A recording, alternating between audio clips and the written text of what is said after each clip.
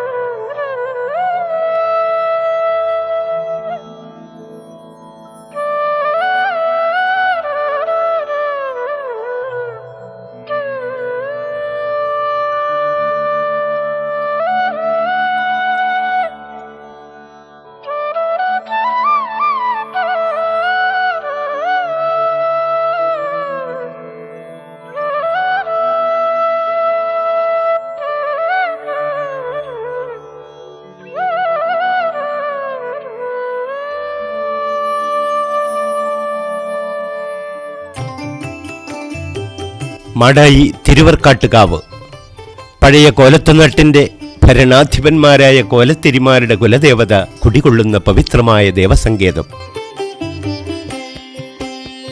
കേരളം ഭരിച്ചിരുന്ന ഓരോ രാജവംശത്തിനും ഓരോ കുലദേവതയുണ്ട് എന്ന് കാണാം.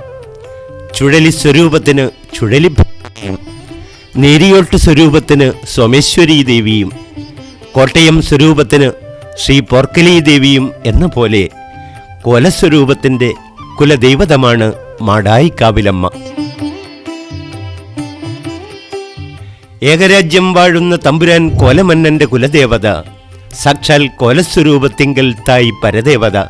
വടക്കൻ കേരളത്തിലെ ഗ്രാമഗ്രാമാന്തരങ്ങളിലെങ്ങും നിരവധി പേരുകളിൽ ആരാധ്യദേവതയായി പരിലസിക്കുന്ന അമ്മദേവതമാണ്. ഉഗ്രസ്വരൂപിണിയും ക്ഷിപ്രപ്രസാദിനിയുമായ മഹാകാളി കുടികൊള്ളുന്ന 1000 ആണ്ട് പഴക്കമുള്ള ഒരു മഹാക്ഷേത്രമാണിത്.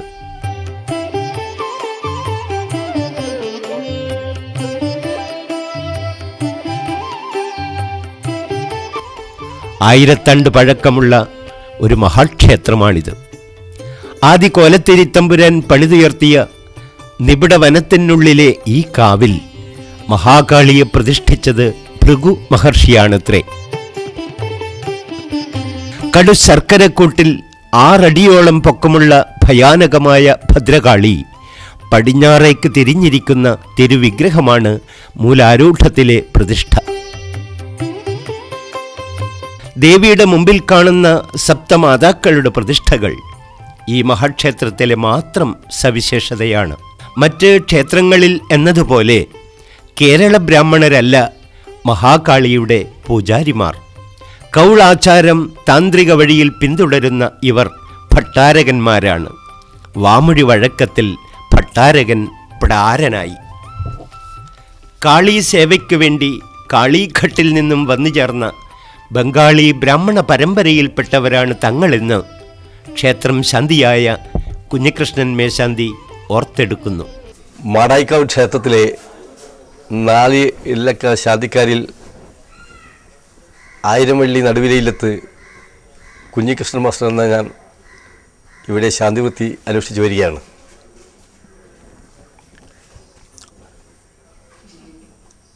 വടക്കേ മലബാറിൽ അതിപുരാതനവും പ്രശസ്തവുമായ മാടായിക്കാവിന് ഒരു 5000 വർഷത്തെ പഴക്കമുണ്ടെന്ന് ചില ചരിത്രരേഖകൾ തെളിയിക്കുന്നു.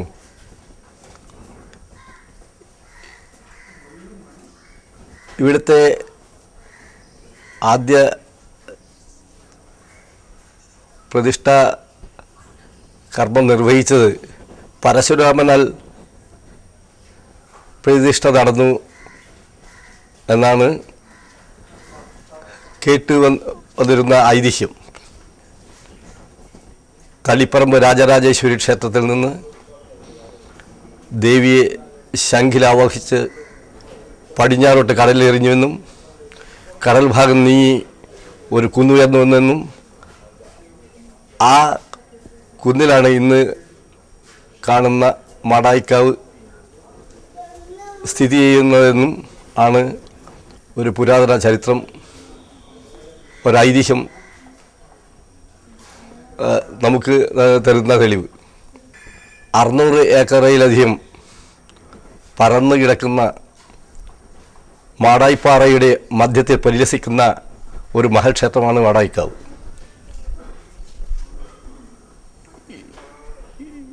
ഈ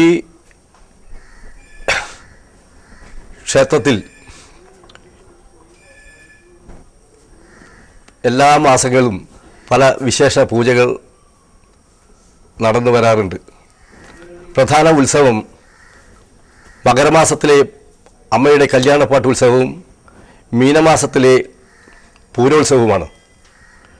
കൂടാതെ ഇവിടുത്തെ വളരെ ഐതിഹ്യവും വളരെ പേരുകേട്ടതുമായ വടക്കേ നടയിൽ തെയ്യക്കോലങ്ങൾ കെട്ടിയടിക്കുന്ന ഒരു ചടങ്ങ് ഇടവമാസം നടക്കുന്നു. അതിന് കാളിയുടെ അവതാരങ്ങൾ കീർത്തിച്ച് തെയ്യമ്പാടി നമ്പ്യാർ വീണയുമെടുത്ത് പാടിവരുന്ന സമ്പ്രദായമുണ്ട്. കൂടാതെ നിറദീപങ്ങൾ കൊണ്ട് അലങ്കൃതമായ സന്ധ്യാസമയത്ത് തൊഴാനെത്തുന്ന ഭക്തജനങ്ങൾ അനുദിനം ഓരോ വർഷം തോറും വർദ്ധിച്ചു വരികയാണ്. കൂടാതെ മീനമാസം പൂരോത്സവത്തിന് അതിൻ്റെ പിന്നിലുള്ള ഐതിഹ്യം അമ്മ ദാരികാസുര വധത്തിന് വേണ്ടി തെക്കോട്ടേക്ക് എഴുന്നള്ളുക എന്നുള്ള ഒരു ഐതിഹ്യമാണുള്ളത്. ആലവട്ടം, വെഞ്ചാവര, വെൺകൊറ്റക്കുട തുടങ്ങിയ അതുകൊണ്ടും വാദ്യവിശേഷങ്ങൾ കൊണ്ടും തീപ്പന്തങ്ങളാലും രാത്രിയുടെ അന്ത്യയാമങ്ങളിൽ തെക്കോട്ടേക്ക് അമ്മ ഓടുകയാണ് ചെയ്യുന്നത്. അവിടെ പ്രധാനപ്പെട്ട 2-3 തറയുണ്ട്. ആ തറയിൽ വെച്ച് അമ്മ അമ്മയെ എഴുന്നള്ളിച്ചിരുത്തുന്നതും അവിടെ വെച്ച് നാന്തകവൾ കൊണ്ടുള്ള പയറ്റ് നടക്കുന്നതും മറ്റൊരു സ്ഥലത്ത് വെച്ച് സംഘക്കളി അല്ലെങ്കിൽ പൂരക്കളി, അമ്മയുടെ അവതാരങ്ങൾ കീർത്തിച്ചുകൊണ്ടുള്ള പൂരക്കളിയും നടക്കുന്നു. പിന്നീട് ഉള്ള വിശേഷ ദിവസങ്ങൾ ചിങ്ങം ആരംഭിക്കുന്നതോടുകൂടി പുന്നല് വാദ്യവിശേഷങ്ങളാൽ അകത്തു കൊണ്ടുവന്ന് പുത്തരി കർമ്മം നിർവഹിക്കുന്നു. കന്നിമാസം വളരെ വിശേഷപ്പെട്ട ചാക്യാർ കൂത്ത്, വളരെ പുരാതന ആംഗ്യ ഭാഷയിൽ ചാക്യാർ കൂത്ത് നടക്കുന്നു. തുലാമാസം മുഖമണ്ഡപത്തിൽ വെച്ച് കളത്തലരി എന്നൊരു വിശേഷം നടക്കാറുണ്ട്. മണ്ഡലകാലം 30 ദിവസവും പൂജ തുടങ്ങുന്നത് തന്നെ രാവിലെ 2 മണിക്ക് ആരംഭിക്കുകയായി 3 മണിക്ക് കൊടിയല പൂജയോടുകൂടി രാവിലത്തെ പൂജ അവസാനിക്കുന്നു.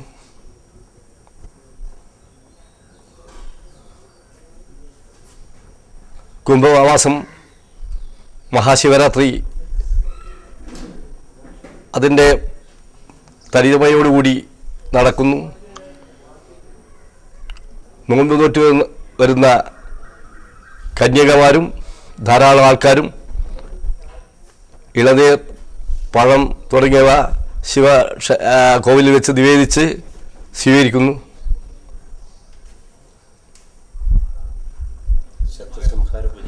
പിന്നീട് ഇവിടുത്തെ പ്രധാന പൂജാവിധി ശാക്തേയ സമ്പ്രദായത്തിൽ, അതായത് കൗളാചാര വിധിപ്രകാരം ശത്രുസംഹാര പൂജയാണ് പ്രധാനമായും നടക്കുന്നത്.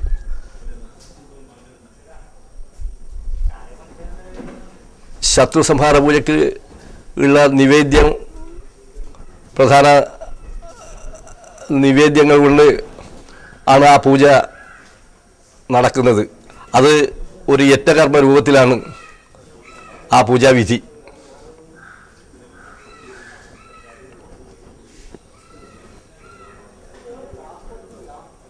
ഇവിടെ ഈ ക്ഷേത്രത്തിൽ സന്ധ്യാസമയത്ത് ഭൈരവാദി മൂർത്തികൾക്ക് രക്തദാനം, ബലിയർപ്പിക്കുന്ന സമ്പ്രദായം ഉണ്ടായിരുന്നു. അത് ഇന്നത്തെ നിയമ മൂലം തൽക്കാലം നിർത്തിവെച്ചിരിക്കുകയാണ്. അഭീഷ്ടസിദ്ധിക്കും ശത്രുസംഹാരത്തിനും പ്രത്യക്ഷവരദായിനിയായി കനിഞ്ഞരുളുന്ന അമ്മദേവിയുടെ തൃപ്പാദ ദർശനത്തിനായി ആയിരത്തണ്ടുകളുടെ ഐതിഹ്യ പെരുമയും നെഞ്ചിലേറ്റി അനേകായിരങ്ങൾ കുമ്പിട്ടു കൂപ്പുന്ന തിരുസന്നിധിയാണിത്.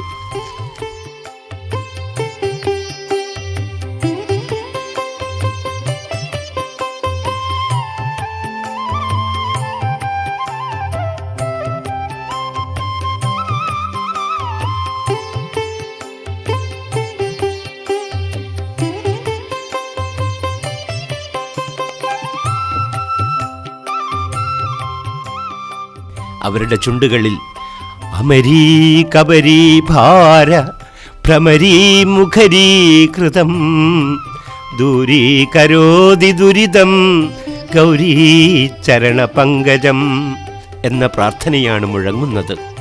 തിരുനടയിലെത്തുന്ന ഭക്തന്മാർ ചിലർ വീട്ടുപറമ്പിൽ നിന്നും കണ്ടുകിട്ടിയ ദുർമന്ത്രവാദ വസ്തുക്കളും 4 അതിരിൽ നിന്നെടുത്ത മണ്ണും ഇവിടെ ഈ സത്യക്കല്ലിൽ കൊണ്ടുവച്ച് പ്രാർത്ഥിക്കുന്നത് കാണാം. ഇങ്ങനെ ചെയ്താൽ ദുരിതങ്ങൾ ഒഴിഞ്ഞു പോകുന്നതോടൊപ്പം അത് ചെയ്തവർക്ക് തന്നെ ദുരിത ഫലങ്ങൾ ഉണ്ടാകുമെന്നാണ് വിശ്വാസം.